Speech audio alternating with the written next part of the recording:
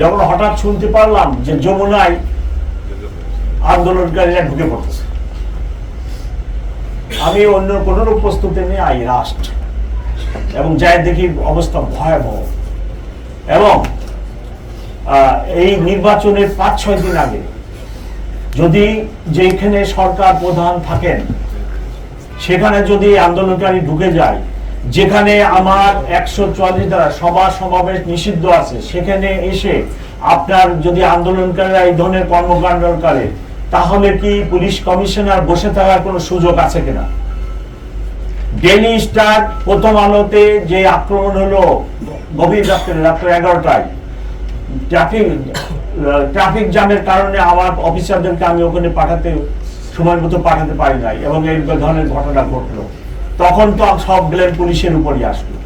আমি police commissioner হিসাবে কিভাবে আন্দোলনকারীদেরকে সরকার প্রধানের বাসভবন কাম অফিসে ঢোকার মতো ঘটনা ঘটাতে ঢোকার যে কি বলে সুযোগ বা ঢুকতে যাচ্ছে, এই অবস্থায় আমি কি বসে থাকার কোন সুযোগ আছে কিনা?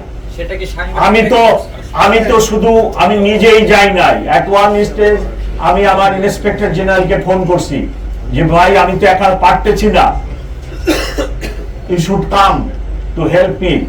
এবং ইন্সপেক্টর জেনারেল নিজেও সেখানে আসছে, আপনারা দেখছেন কিনা। ততক্ষণে আমরা আন্দোলনকারীকে শেরাটনের ওই পাশে নিয়ে গেছি, আমার ডান পাশের কলিগ বাম পাশের কলিগ সবাই উপস্থিত ছিল। ততক্ষণ ইন্সপেক্টর জেনারেল এসে উপস্থিত হয়েছে।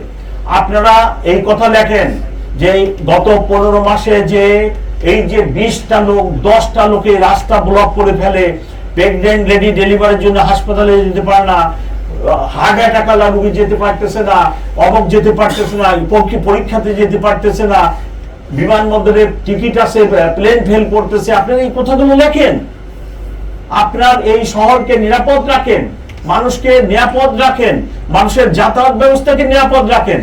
আপনার কোথায় কোথায় রাস্তা বন্ধ, কোথায় কোথায় রাস্তা বন্ধ, এটা কি মিথ্যা বলতেছি আমি? আপনি তো মুভমেন্ট করতে পারেন না।